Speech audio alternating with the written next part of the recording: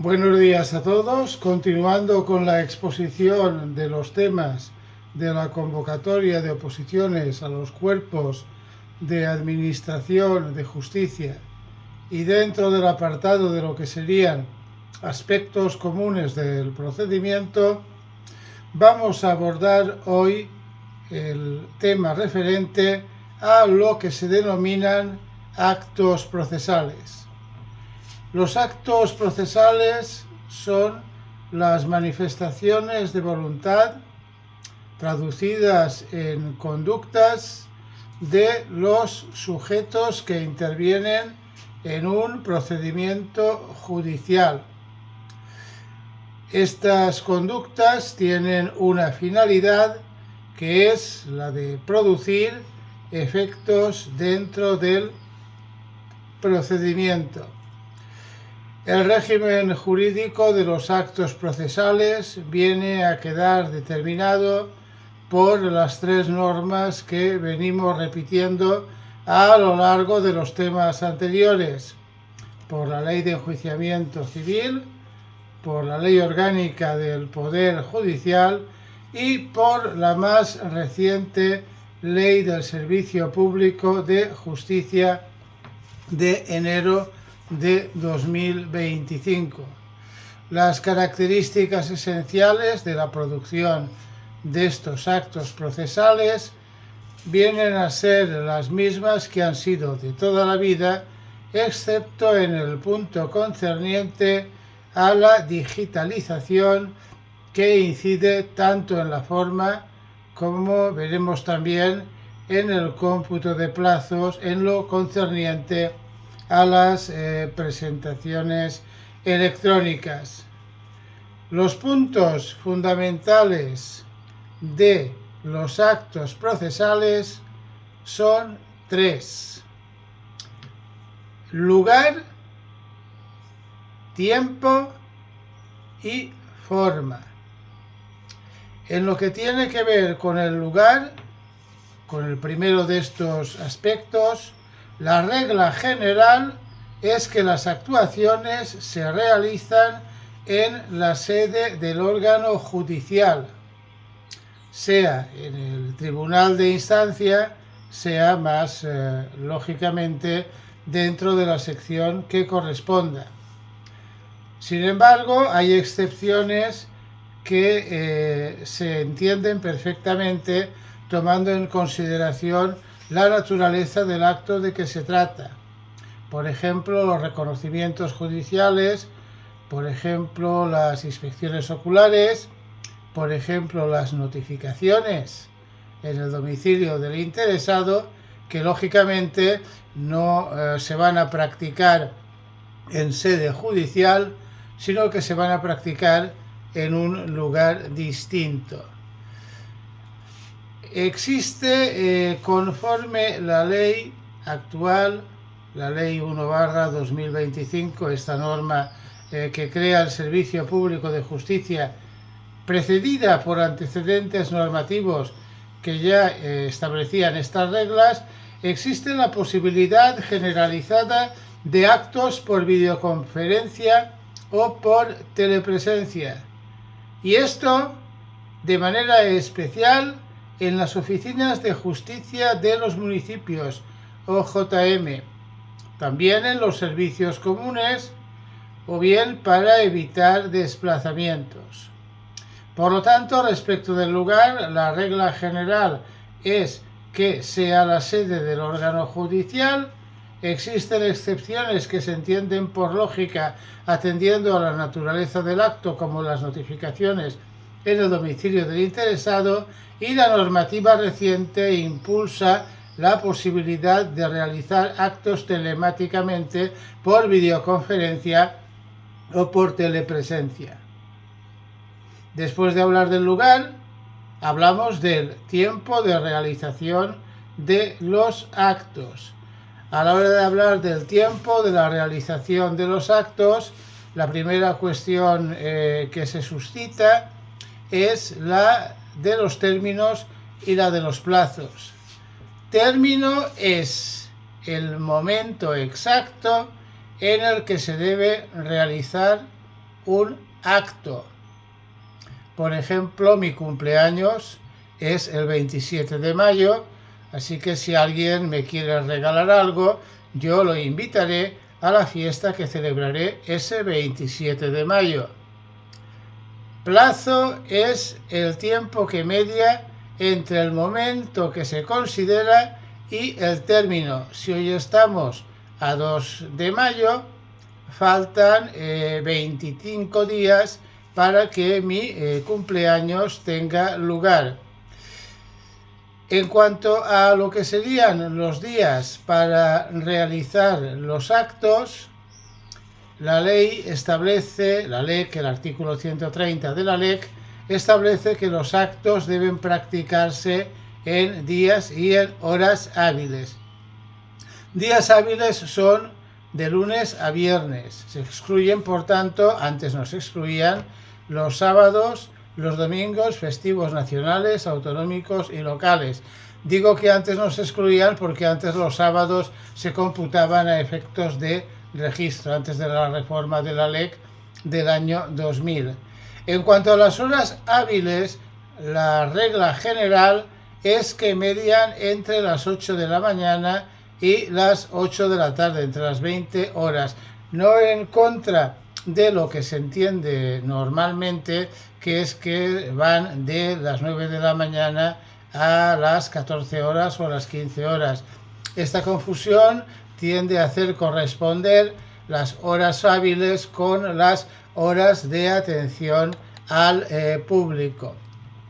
El cómputo de los plazos se rige por las siguientes reglas. Primera regla: dies a quod non computatur termino, es decir, que si un plazo es un plazo de un día, se cuenta el día siguiente, al de la notificación o al del acto del que se haga depender el plazo.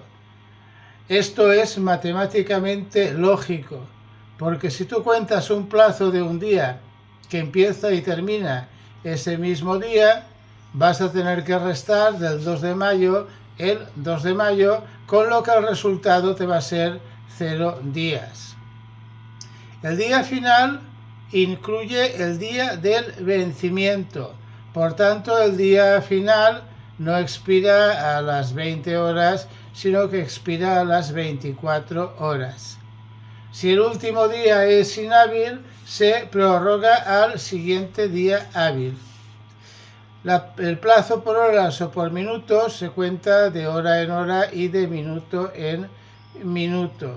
Los plazos por meses y por años se cuentan de fecha a fecha. En lo que tiene que ver con la presentación telemática, la hora que cuenta no es la hora de presentación, sino la fecha y la hora de la recepción.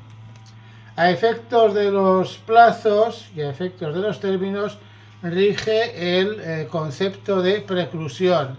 La preclusión quiere decir que, vencido un término, concluido un plazo, se pasa al trámite siguiente y no hay posibilidad, salvo excepciones, de volver al trámite anterior. El plazo precluye. También, además del concepto de preclusión, hay que mencionar el de prorrogabilidad, o más propiamente el de improrrogabilidad. Los plazos legales son improrrogables, no se pueden prorrogar, no se pueden alargar, salvo habilitación judicial por causas legalmente previstas. La Ley 1/2025 acorta algunos plazos específicos, por ejemplo, en el tema de las subastas electrónicas, y automatiza cómputos en ejecución para mayor agilidad. Hemos hablado de la forma, hemos hablado del tiempo, ahora hablaremos de la forma. Perdón, hemos dicho que antes habíamos hablado de lo que era el tiempo, el lugar, luego hemos hablado del tiempo y ahora hablamos de la forma. La forma La forma es que los actos deben consignarse con carácter general por escrito. Si bien es cierto que cabe la forma oral en vistas y declaraciones, pero esta forma oral debe reflejarse luego por escrito, con constancia en acta, o bien, si no consta por escrito, a través de grabación audiovisual u otro medio de soporte electrónico. En lo que tiene que ver con la lengua, hemos de decir que como el castellano es la lengua oficial en todo el territorio del Estado, los escritos con carácter general, y salvo lo que comentaremos ahora, deben redactarse en castellano. En las comunidades autónomas con lengua también oficial existe el derecho a usar esta lengua, y en el supuesto de que el procedimiento se inicie en esa lengua oficial en el ámbito de dicha autonomía y no tuviere que producir efectos en otro territorio del Estado, en otra zona del Estado, se tramitaría todo el procedimiento en la lengua oficial autonómica. El uso de lenguas distintas del castellano trae consigo la necesidad, en su caso, de intérpretes o traductores gratuita para evitar la indefensión. En lo que tiene que ver con la forma telemática no tiene que ver, pero valga la redundancia, con la redacción de los documentos, sino que tiene que ver con la forma de presentación. La forma de presentación telemática es predominante, la preselección electrónica tiene carácter obligatorio para los profesionales vía LexNet, y el expediente tiene la obligación también de archivarse digitalmente. Así también el tema de la firma tiene que ser la firma electrónica. Respecto de lo que serían los defectos de los actos, vamos a comentar los defectos que proceden de la actividad del órgano judicial o de la tramitación del procedimiento, y de los defectos que vienen de la mano de la actividad de los particulares. Los defectos de la mano del procedimiento, de la mano de la actuación de jueces, letrados, abogados, etcétera, tienen tres clases de niveles: la nulidad, la anulabilidad y la irregularidad. Aunque aquí se plantea nulidad, anulabilidad e irregularidad, vamos a plantearlo al revés, porque creo que así se va a facilitar la comprensión. Si en un procedimiento hay algo que está mal, ese algo que está mal se tiene que arreglar y es una irregularidad. En principio es algo irregular. La irregularidad, por tanto, sería el nivel más bajo de el defecto del procedimiento. Cuando la irregularidad causa indefensión, da lugar a la anulabilidad. Tanto la irregularidad como la anulabilidad, que como digo es una irregularidad que causa indefensión, deben ser alegadas por las partes o pueden ser también apreciadas de oficio. Si no se aprecian, si no se alegan, si no se reparan, el procedimiento puede seguir perfectamente. Cuestión distinta es el tema de la nulidad.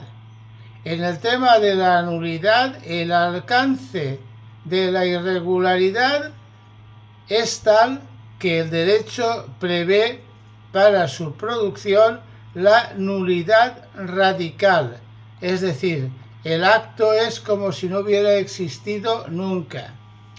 Son supuestos tasados, supuestos justificados por el orden público, como la falta de jurisdicción o competencia, o como la violencia o intimidación que afecte al tribunal, o a actos esenciales.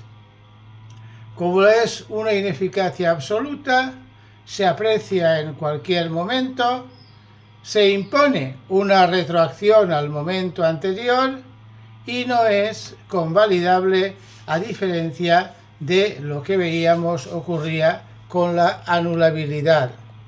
En lo que tiene que ver con los defectos cuyo origen viene de la mano de la actuación de las partes, el tribunal, o sobre todo el LAJ, va a velar porque se subsanen. En el caso anterior se convalidarían, se establecerían una diversidad de mecanismos más amplia. Aquí solamente cabe la subsanación por la parte, conforme a los principios de proporcionalidad y economía. Ejemplos característicos, pues por ejemplo la subsanación de una demanda defectuosa o la subsanación de la acumulación indebida de acciones. En el procedimiento ordinario y en el verbal, la subsanación tiene lugar en la audiencia previa al juicio. Si es subsanable, se subsana y por tanto el acto se conserva. Si el defecto no es subsanable o no se subsana, se produce la inadmisión. Pues nada, chavales, esto es lo que hay. Con lo dispuesto y razonado, damos por concluido la exposición, la atención que nos merece este tema 20. Un saludo a todos y suerte en los exámenes.